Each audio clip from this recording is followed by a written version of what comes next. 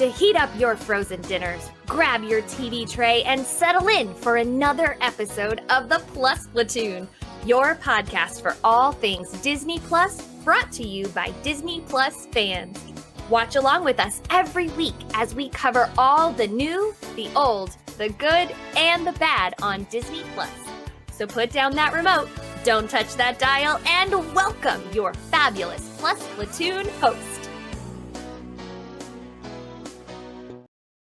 Hey everyone, welcome to the Plus Platoon. We're a Disney Plus fan podcast that gives honest, spoiler-filled reviews of movies and shows on Disney Plus. We look at new releases, coming attractions, and we'll even go back into the vault to revisit some of the classic Disney that's on the platform. Make sure you're subscribed and you will never miss a moment. I'm going to bring in Peter. Pete, good to see you this evening. Hey, Derek. Glad to be here. Yeah. I'm excited to talk about this movie. I'll see. And how much snow did you have this last weekend? None. Well, no, we had about like an inch. Okay, so yeah, basically none. Yeah. And this week we've also got Steve. Steve, how much snow did you get this last weekend? 0, but lots of rain. Does that happen a lot in Seattle? Oh, wait, never mind. Guys, thank you. If you're listening to us, please like, subscribe, share, help us get the word out, and help us get more members of the Plus Platoon. So this week, with Wakanda Forever coming up, we decided we need to go back and look at the original Black Panther movie from 2018. Of course, starring Chadwick Boseman, and was actually filmed when he was in year 2 of his 4-year cancer battle. So he had his cancer as he was filming this movie. Mm-hmm. So you wouldn't know it by watching it. But also the highest grossing Marvel movie that does not include Iron Man. The only one to go over $1 billion. And it is the 9th highest grossing movie of all time. So yeah, let's dive into Black Panther. This was my first time watching it ever. Yes, I know. What's wrong with me? Pete, Steve, I'm guessing you guys had probably watched it at least once or twice before. This is my second time seeing it. This is actually my 4th. Okay. So I'm going to go ahead and start with you, Pete, on this one. Was this movie a royal treat or just a peasant of a movie?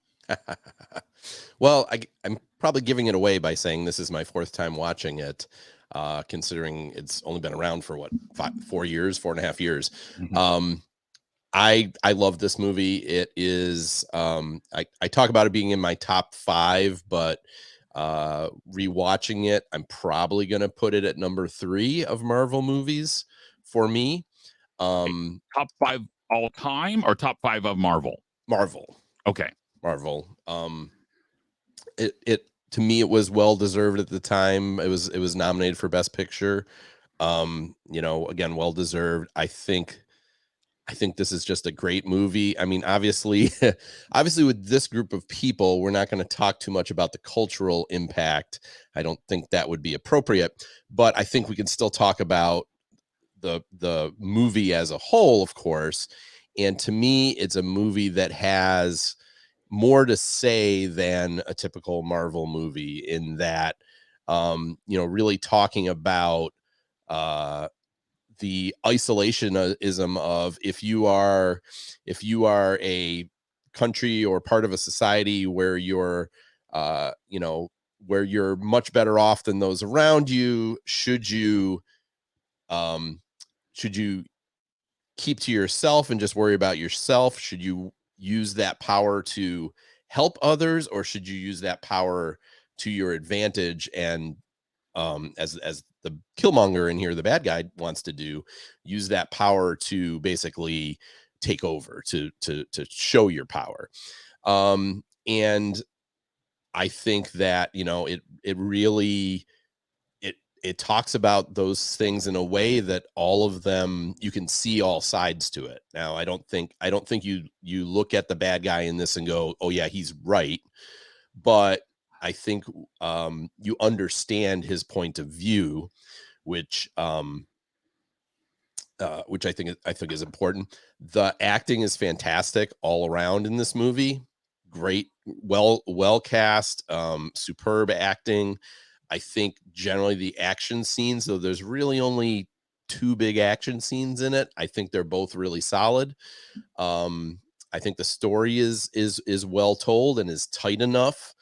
And I think I don't know. I think it was well deserved for being a very popular hit and well liked, and I really loved it. So, Steve, I'll let you comment further. I'm like you, Pete. This is definitely my top 5 of Marvel movies. I don't know where it would rank, but definitely in the top 5. I know when it came out, I teach in one of the most diverse districts in the country, and just the impact that my students were excited to see this movie, and just how it brought up a lot of discussions. I might, like you, love the action. I love I know that's a question coming up, but some of the special effects that we saw, that I know when I saw it the first time on the big screen, just wowed me. I liked the character development. I'm excited to see the second one. I haven't seen Black Panther 2 yet, so I'm curious how they're going to continue that story. Derek, what do you think? It was a James Bond movie with Marvel characters. It was. I Think agree with about that. how much technology fits into the story.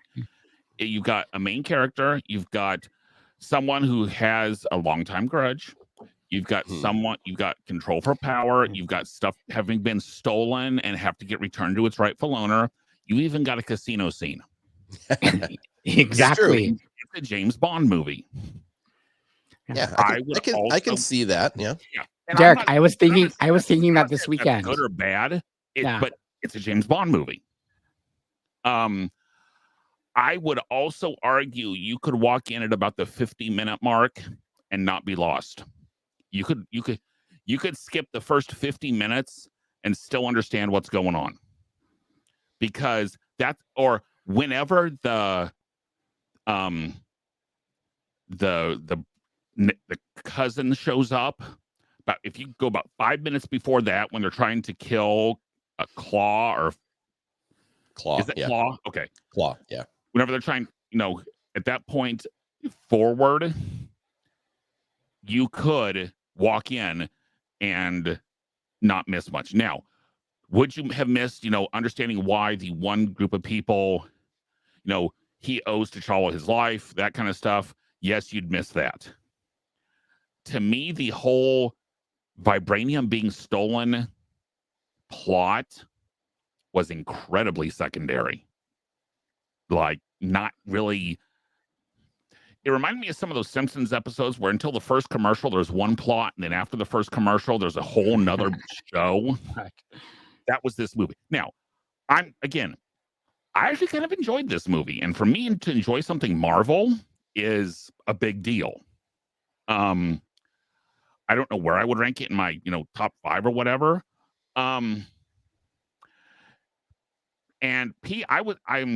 yes, it was nominated for Best Picture, but that was also the year they went from 5 to 10. So true. Whether it would still have been, it was nominated for Best Picture. Well, in the past 5 years, some real turkeys have been nominated for Best Picture. Well, even when it was only 5, there were some turkeys in there, but yeah, okay. Well, that's true. But it's, to me, being nominated for Best Picture is not the super extreme club that it used to be. Agree. And they did it because Wall-E and something else, I don't remember what else it was, did not get nominated for Best Picture one year. And they said, there's so many good movies some years, we have to have more than 5. Yeah. I do want to touch a little bit on some of the cultural stuff, and not necessarily as cultural, but more as a mantra.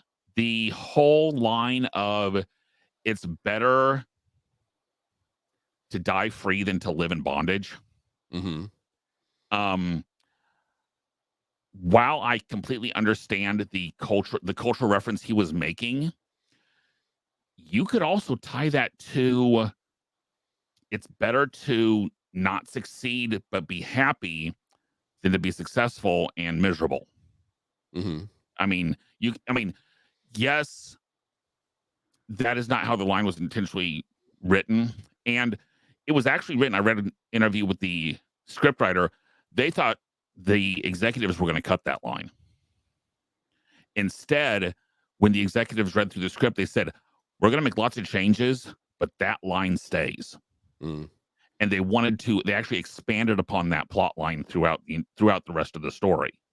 So, I wouldn't say it was necessarily a kingly or queenly, but it's not a serfdom story. It's a duke or a duchess, maybe. So, I mean, is it?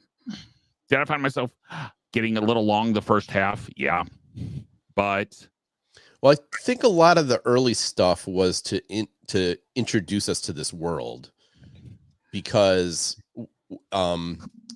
before this movie came out, there was really nothing known about Wakanda. We'd seen Black Panther in Civil War. That character, I mean, the movie kind of talks about a little bit, links back to that movie. But the part of Civil War's plot is propelled by King T'Chaka is killed in a bombing at a world diplomatic UN, conference. And most of the movie, T'Challa is trying to get revenge on who he thinks did it, which he thinks it's Bucky. And kind of that triggers the whole story of Civil War to a degree, even though the bad guy is Zemo, right? Baron Zemo. Excuse me. So, but in the end, when T'Challa realizes that it wasn't Bucky, he ends up forgiving Bucky. And even if you stay till the very, very end of the credits, Bucky shows up. He brings Bucky to Wakanda at the end of Civil War, and to try to fix the brainwashing. And that's why we see Bucky at the end of this movie, just for 30 seconds or whatever. But before he has his metal arm. Yeah. But I think that other than that, though, this story, I think, stands alone pretty well. I mean, Derek, you'd better say that than I would. Yeah, because I have honestly not seen Civil War. Right. But yes, it stands on its own. But again, it's like, okay, in Goldfinger, with the girl who got painted Gold's sister, how she's chasing Goldfinger all around, and then we never see her again. Yeah. That reminded me of, now, can we talk about how good of an actor the Andy Serkis did in this? Oh, he was great, wasn't he? Yeah. And saw something where the director actually couldn't believe how well he kept in mind the fact that he had basically a fake arm, even through, like, as he was doing his rolling around in his stunts and everything. He did most of his own stunts in this. So yeah, I thought it was good. Okay, Steve, you alluded to this one. The visuals in this are stunning and incredibly stunning. What was your favorite either visual scene or the visual effect from this movie? Visual effect was anytime they had like the black sort of sand material that they used to represent things. Like there's one where they were observing the trucks going down when they were doing the rescue, and how he picked it up. Anytime they did that, also when the sand comes up and he gets in the fighter jets to set up. Then also just the end fight scene in the subway scene with the trains going by and the things going there. I remember seeing that in the theater on the big screen, and just how visually stunning that entire fight scene was. But just that sand, that first time I saw that, just that computer generated thing, that's really cool. So those will probably be my two that I really enjoyed the most. For me, it was the vibranium mind, with the different levels and the glowing effect. I actually got a new OLED TV this weekend, so has the deep blacks and then the definite contrast. And watching it on that with all my lights off was absolutely stunning. And I love how, and I did double check on this, how it looked like the inside of a heart, as if it was like the heart of Wakanda beat. And they designed it that way on purpose with the different chambers and such. So to me, that was my favorite visual, was the just the different levels and the intricacies of the mine. Pete, how about you? So I don't know how much of this is visual effects. Certainly some of it was. But I really love the scene on the waterfall, not the second fight with Was Killmonger, but practical. the first fight with M'Baku, where all the different tribes are there. That was a practical effect. They actually built that waterfall. Yeah, no, I mean the waterfall itself, but then the cliff Oh, where they gotcha. were on the edge of the cliff, rising, clearly yeah. that wasn't. Yeah, and the way that the water drained and everything like that. I think that scene is really wonderfully done. And maybe one of the flaws of the movie is the fact that they kind of do that scene twice. I remember the first time I saw it anyways, like when they had the second fight, it was like, all right, I don't need to see the second fight. But or at least make it end somewhat differently. Well, I mean, it did. They were very well, yes, it did, but he the threw him fights were over. very, very similar. They were very similar, yeah. But still, the first scene is just very, to me, very visually striking. And so I would probably say that one. Yeah, that's what I would say. Okay. Now, I will say there was a effect they used constantly that I did not enjoy in this. And it was basically the do a barrel roll effect, where they would turn upside down and then go down into something and turn back right side up.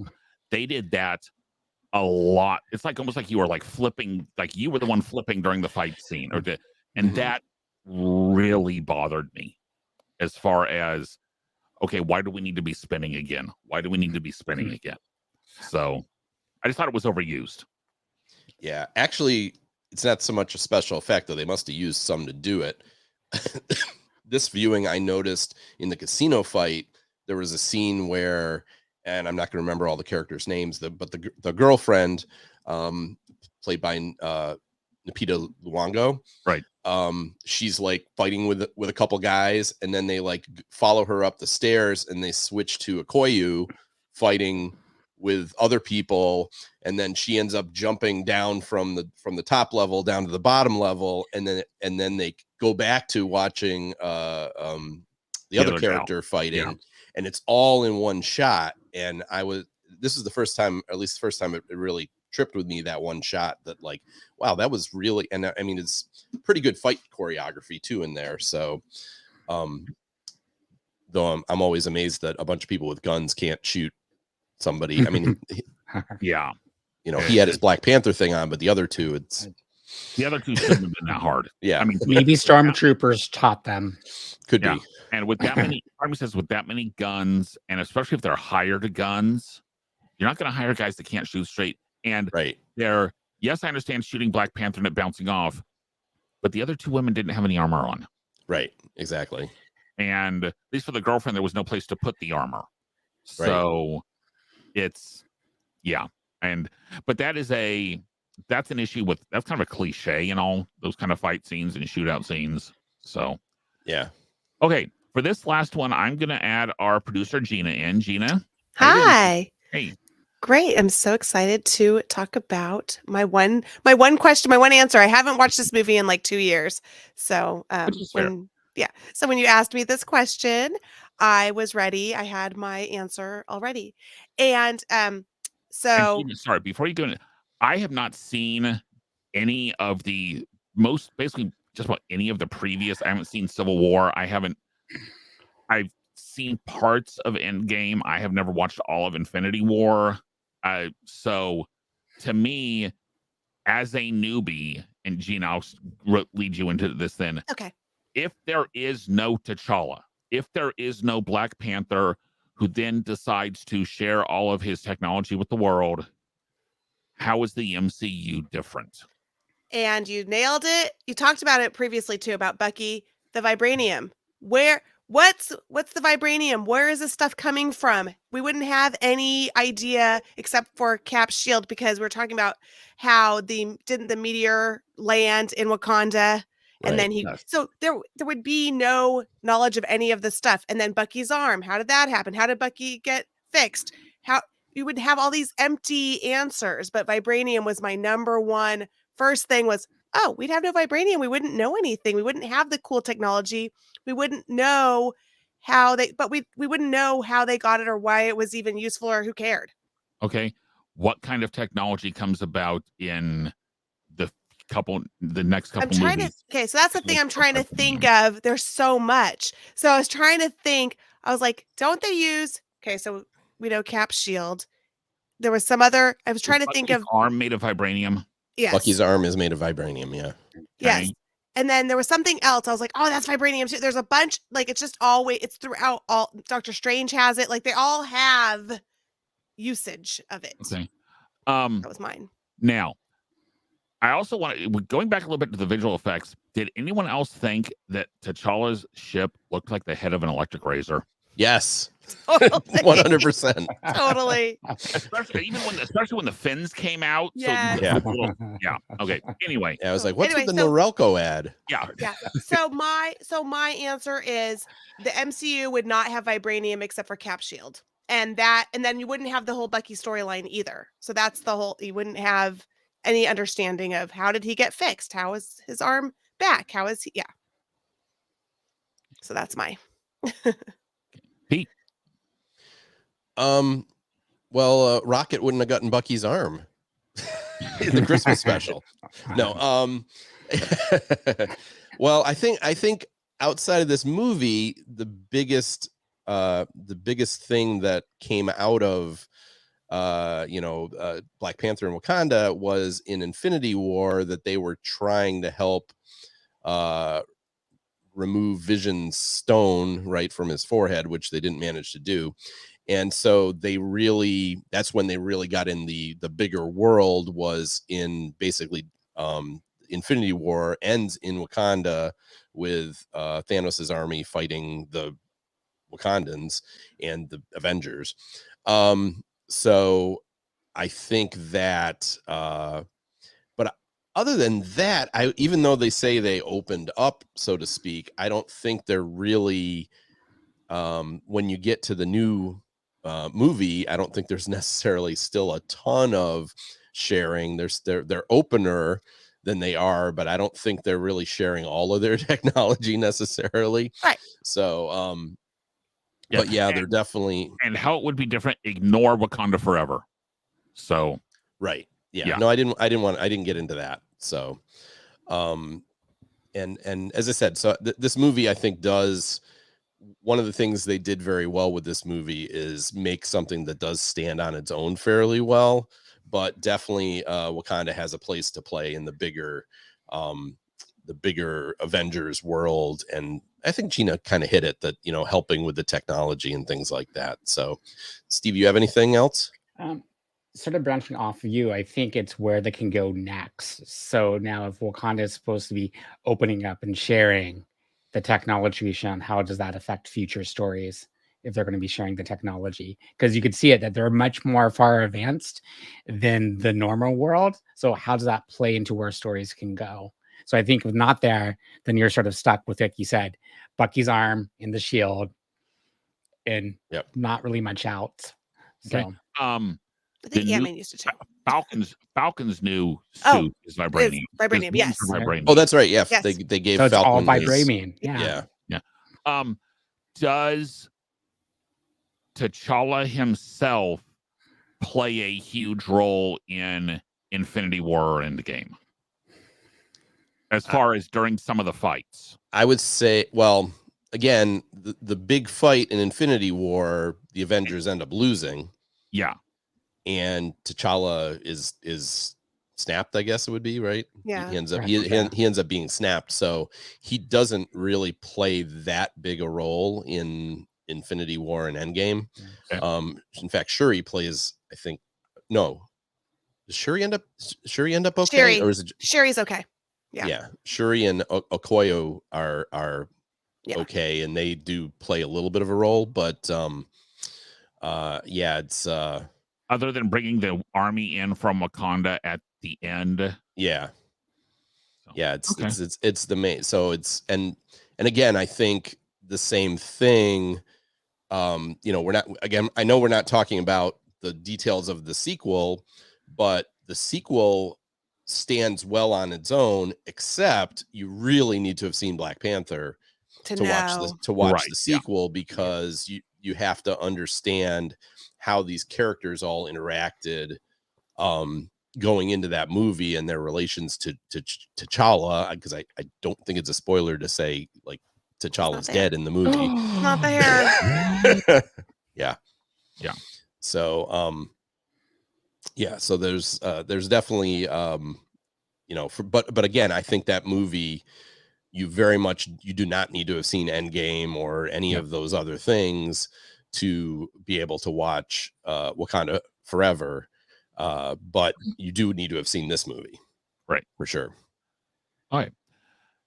Guys, anything else about the movie? I mean, we talked about, it is spawning off another sequel they're going to be doing. At least the original announcement was a series about the warrior women. Love it.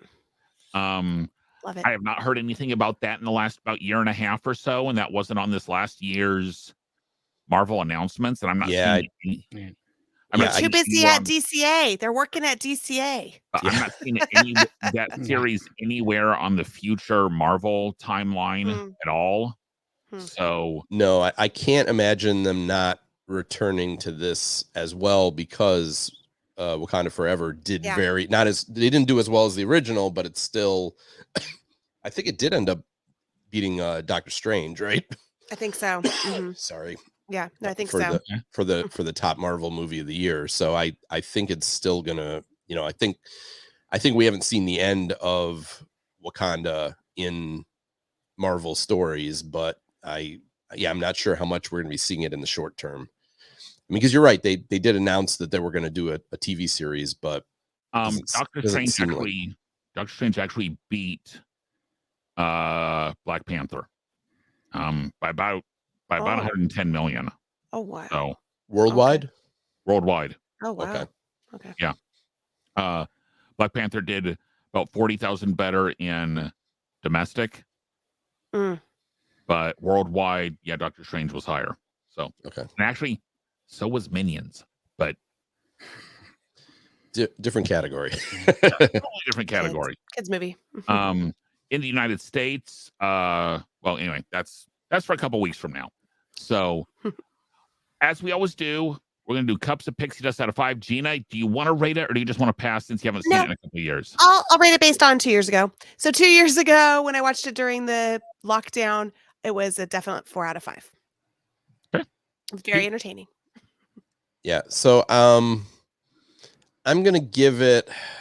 I'm very tempted to give it a 5. I'm actually gonna give it a 4.5 out of 5. It's very close to a 5 for me.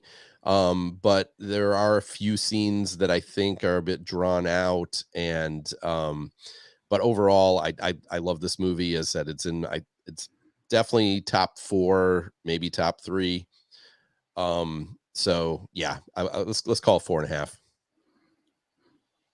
And I'm going with 4. Again, it's in my top 5. Mainly 4 because it's a typical Marvel movie, leading up to the big fight scene at the end. Still really enjoyed it. So watching it the second time. So 4 out of 5. Okay.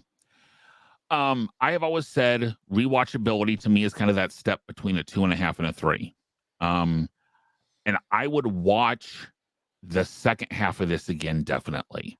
So for that, I am going to go with the 3 for me. Wow, that's high for you. Which is a pretty, that's the only Marvel thing that scored higher for me is Ant-Man. So, which I like the comedy in Ant-Man. That's much more my style. That's your speed. That's your speed. And we should point out, back when we had the let's pick a movie for Derek to watch, this movie was picked by, I believe, Sam. Sam definitely said, you'd love it. So said that you'd like it. So I guess she did pretty well too, because if you can get a 3 out of Derek, that's pretty good. Yeah. And so I give it the 3 that were picked. I give Ant-Man a 3.5. I give this a 3. I give Ragnarok a 2.5. Wow. I like Okay. this better than Ragnarok. Okay. Good. So, okay, Awesome. well, even though Kate is not here, it is time for the Disney Plus news. And I'm just going to go ahead and do this real quick. Oscar nominations were announced this week. Wakanda Forever, Turning Red, and Avatar all received nominations for various categories. I think now, Pete, you say you have watched the Guillermo del Toro Pinocchio. Yes. Yeah, and from everything I hear, it is going to absolutely crush Turning Red in the animated feature. I would expect it to. I like Turning Red a lot, but I don't think I don't think I would consider it a, classic or anything like that. Okay. I was talking to this group before, and I know we don't do non-Disney movies, but Mostly. this, for how much we all hated the Disney live action Pinocchio, which was really animated, this is a stop motion animation movie, and it is excellent. It's very heartwarming. It's very weird. It's not Guillermo del Toro, so yeah, I mean that's the weird, Yeah. right? Mhm. But it's not exactly the Pinocchio story that from the Disney animated movie. I mean, it's the bones of the story are the same, but it's enough different that you don't feel like you're just watching a retread. So I would definitely recommend that one for folks. It's on one of those other streaming services, so we won't say which one. Okay.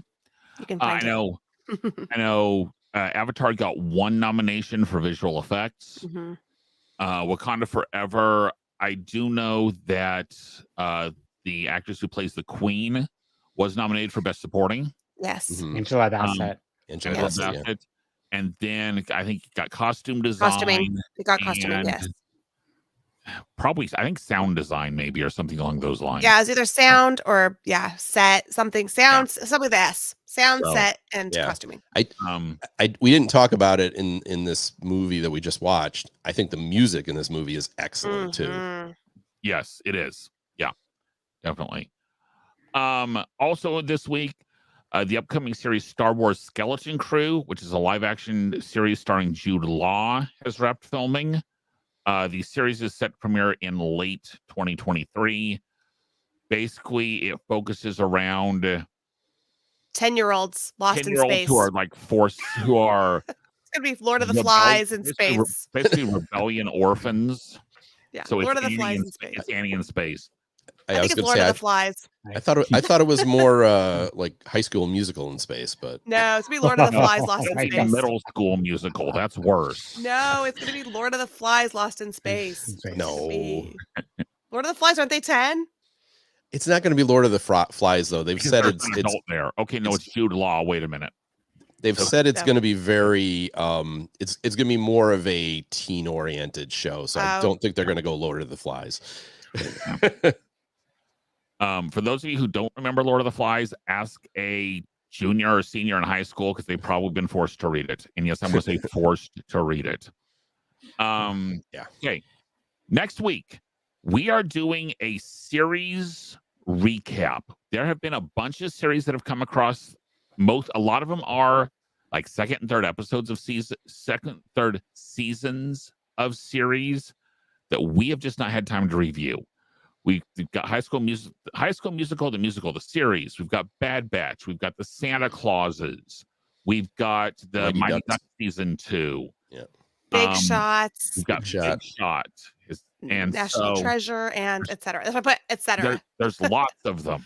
So Yeah. as many as the Platoon has watched, we're going to review. And if you just want a rapid fire, it'll be fairly rapid fire of is this second season worth watching or not? And how does it compare to previous seasons? For example, I know Gina and Pete will be the ones doing Bad Batch. There's a couple people who've watched High School Musical, the musical, the series. Pete and Gina again will be doing that. Did Kate watch it yet? I don't remember. There's National Treasure. There's told her Mighty to Ducks. watch it. So not all of us will be reviewing every season because we haven't all watched everything. So that will be coming next week. As a reminder, we have new episodes released every Thursday on all major podcasting platforms as well as YouTube.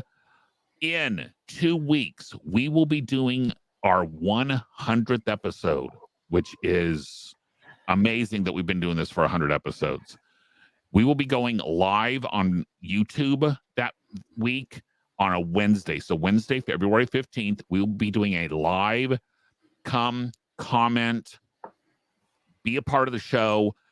We're going to be doing pixie dust recalibration. So there are certain shows that we scored at the beginning of the series that we need to readjust our pixie dust ratings as we have gotten more and more and more.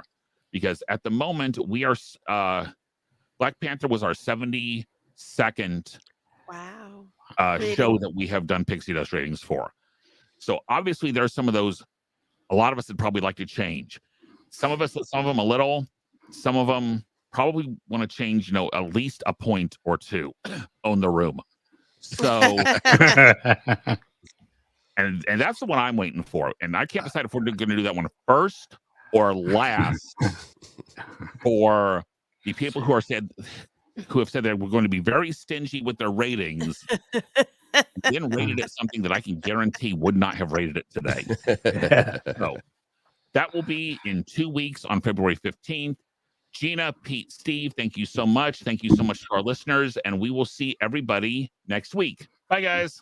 Bye. Everybody.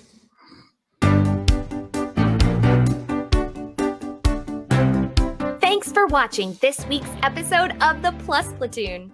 Be sure to subscribe to the Plus Platoon podcast to keep getting great content each week. Then head over to Apple Podcasts and leave those 5-star reviews as they help make the Plus Platoon visible to even more Disney Plus fans. Also, go to YouTube and like and subscribe to the Plus Platoon channel, where you can watch all future episodes live. If you have a question for the Plus Platoon, please send us an email to plusplatoon@gmail.com or connect with us on Facebook, Twitter, or Instagram @plusplatoon. The Plus Platoon is a Disney Plus fan podcast and is not affiliated with the Walt Disney Company or the Disney Plus streaming service. All opinions expressed on the show are solely those of the individual hosts and in no way reflect the views of the Walt Disney Company. Thanks for watching, and be sure to stay tuned for next week's episode because the Plus Platoon is to be continued.